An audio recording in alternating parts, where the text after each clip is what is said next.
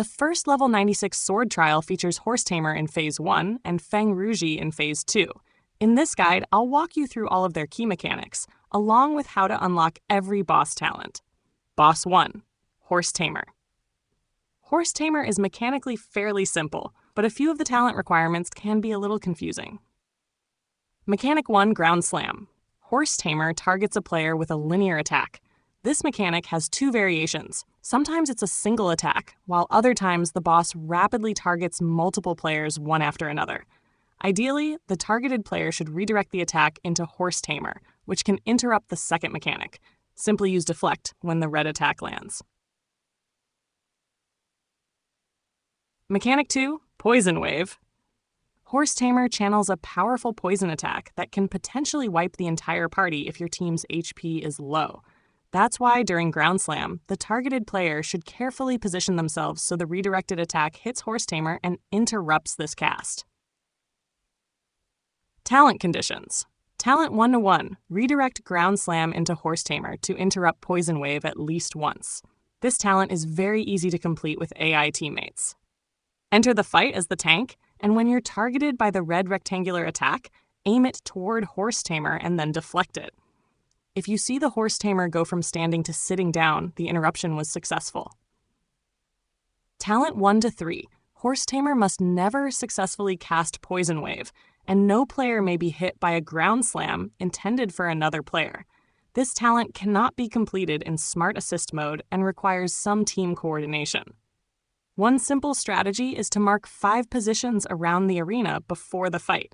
Each player stands at their assigned marker, allowing everyone to safely deflect their own Ground Slam without clustering together when the boss targets multiple players in succession. Mechanic 3, Consecutive Jumps. The horse repeatedly jumps into the air and slams the ground. The easiest way to deal with this mechanic is simply to spam Deflect throughout the entire sequence. Talent conditions. Talent 1-2, successfully deflect every slam during a single jumping sequence. To complete this talent, continuously spam Deflect until the mechanic ends. Mechanic 4, Chase Phase. The horse jumps to the edge of the arena and attempts to escape. While it's outside the center area, it becomes immune to damage and will periodically unleash thrashes that deal unavoidable arena-wide damage.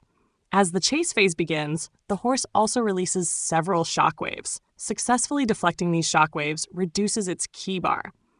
After that, your team needs to herd the horse back into the center.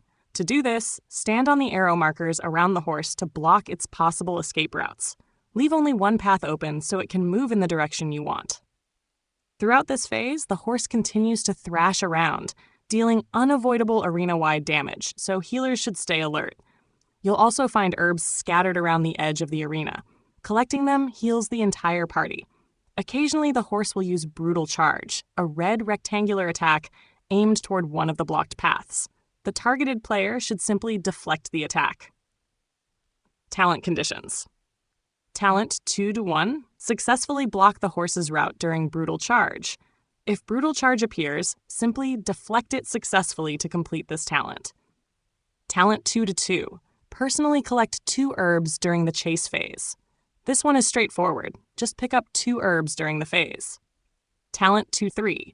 During every chase phase, force the horse back to the center within 60 seconds while collecting every herb. This talent cannot be completed in Smart Assist mode. A good strategy is to assign 2 players to herd the horse, typically the healer and 1 other player, while the remaining 3 players spread out and collect every herb around the arena. Boss 2, Feng Ruzhi. Before starting the fight, every player should equip Tai Chi. Ghost Bind can also be helpful. If needed, the team captain can mark all 5 flagpoles beforehand and assign 1 player to each one. This will make several mechanics much easier to coordinate later. Mechanic 1, Embroidered Ball and Resolve Meter. The entire encounter revolves around the embroidered ball. Whenever the team loses possession of the ball, the boss's resolve meter rapidly increases. Once the meter fills, Feng Ruzhi enters Berserk mode, gains a shield, and begins using several special mechanics that require proper team coordination. During Berserk mode, successfully deflecting her red attacks helps reduce the shield. If your team fails to break the shield in time, she'll unleash a devastating arena-wide attack that can potentially wipe the party. On top of that, every time she enters Berserk mode, she permanently gains a 20% damage increase. So whenever possible, make keeping possession of the ball your top priority. Mechanic 2. Attacks targeting the ball holder. At the start of the fight, one player needs to interact with the ball to pick it up. Throughout the encounter, Feng Ruzhi will periodically target the ball holder with 2 different attacks. Attack 1, Red Circle. A red circle appears beneath the ball holder. At least 3 players must stand inside the circle and deflect the attack together.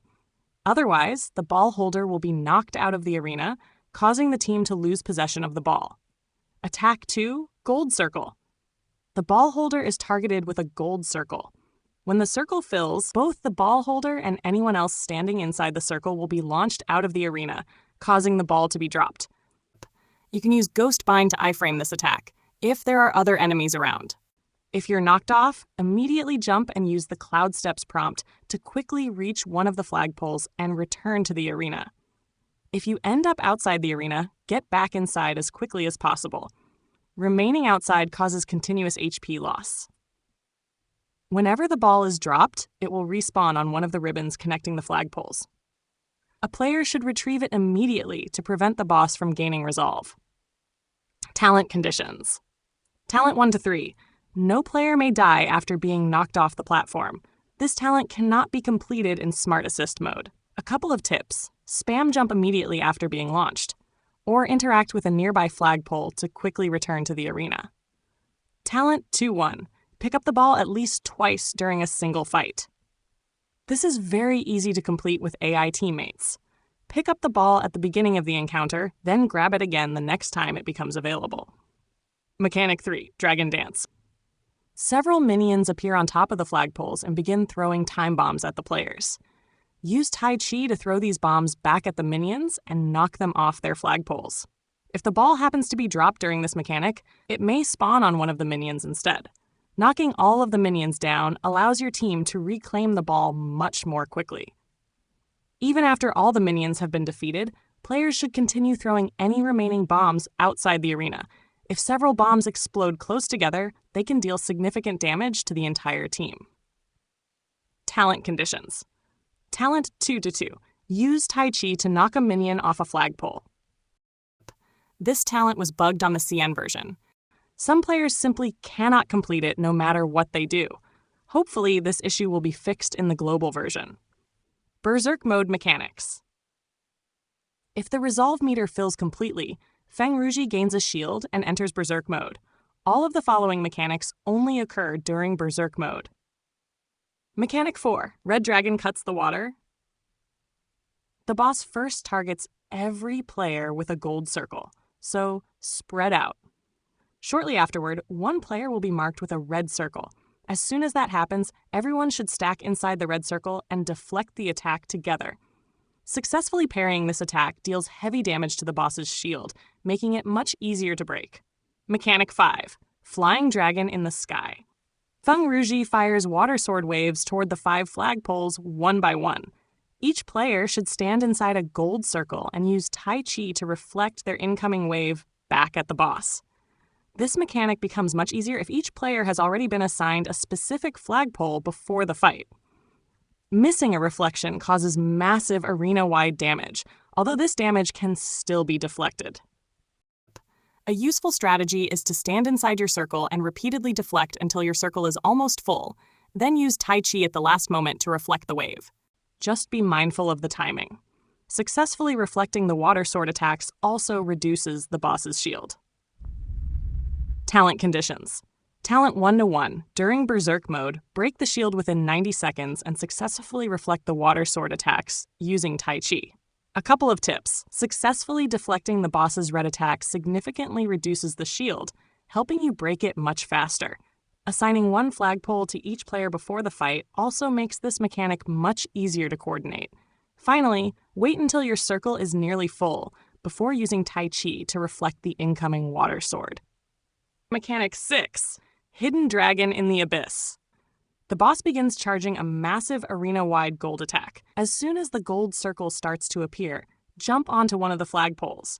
Each flagpole can only hold one player, so your team needs to coordinate beforehand. This is why assigning every player a specific flagpole at the start of the fight is so helpful. Once the attack finishes, jump back down and deflect the follow-up red attacks. Talent conditions. Talent 1 to 2. Break the shield within 60 seconds and perform at least 10 successful deflects. CN players have discovered that this talent description is actually misleading. The real requirement appears to be closer to 40 seconds, not 60. I'm not sure whether this will be corrected in the global version. Successfully deflecting the boss's red attacks and reflecting the water sword attacks with Tai Chi can help reduce the shield HP. Without taking advantage of these mechanics, the DPS requirement to break the shield in time is extremely high. So make sure to capitalize on every deflect opportunity and execute Mechanic 5 as cleanly as possible. Talent 2 to 3. During Mechanic 4 and Mechanic 6, every player must jump onto a flagpole and successfully avoid the arena-wide damage. The easiest way to complete this is to assign each player a flagpole before the fight begins, then have everyone consistently use their assigned pole whenever these mechanics occur. And that's everything you need to know to complete this sword trial, as well as unlock every boss talent. If this guide helped you out, feel free to stick around. Thanks for watching, and I'll see you in the next one.